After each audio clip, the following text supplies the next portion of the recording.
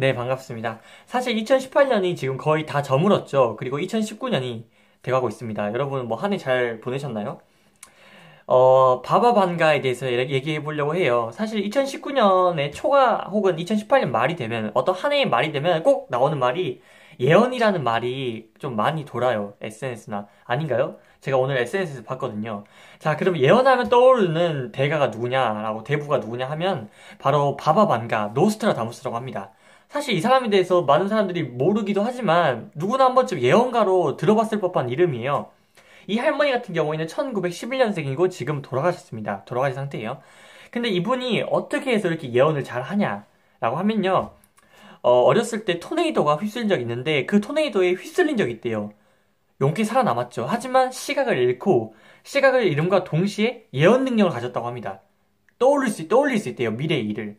그래서 그분이 9.11 테러도 마친 분으로 굉장히 유명해요. 쌍둥이 빌딩이 무너졌잖아요. 그 테러로 인해서 그거를 맞췄어요. 뿐만 아니라 다양한 일을 맞추셨는데 오늘은 그분이 예언하신 2019년에 일어날 일에 대해서 말해보려고 합니다.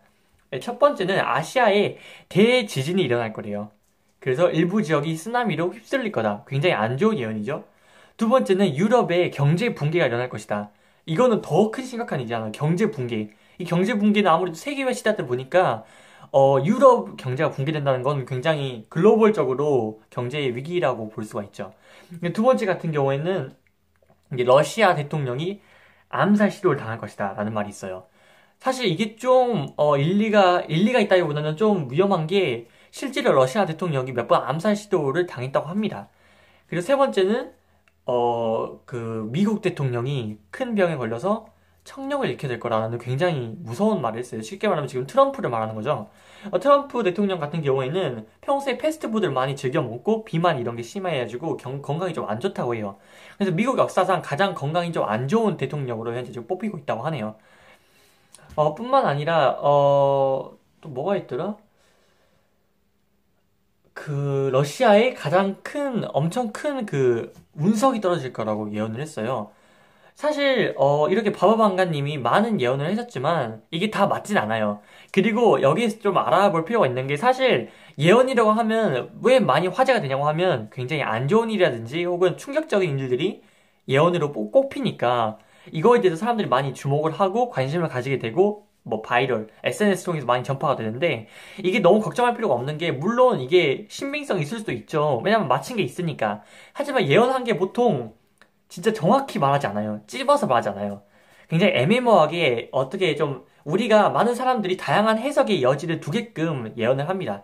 그래서 만약에 어떻게 좀 애매하게 예언을 했다라고 하면 그거에 대해서 잠깐만 이런 일이 있었지라고 이렇게 끼워 맞추게 되는 거예요.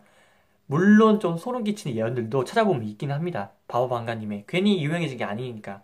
하지만 또 애매모호한 굉장히 해석의 여지를 많이 두는 예언들도 굉장히 많아요. 그리고 틀린 것도 꽤 많고요. 하지만 예언이라는 게 쉽게 할 수 있는 것도 아닐 뿐더러 10개 예언 중에서 한두 개만 소름 끼치게 맞히더라도 그분의 명성이라든지 굉장히 많이 입소문이 나기 때문에 뭐 그런다고 합니다. 여러분도 한번 찾아보세요.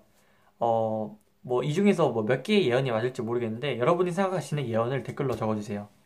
감사합니다.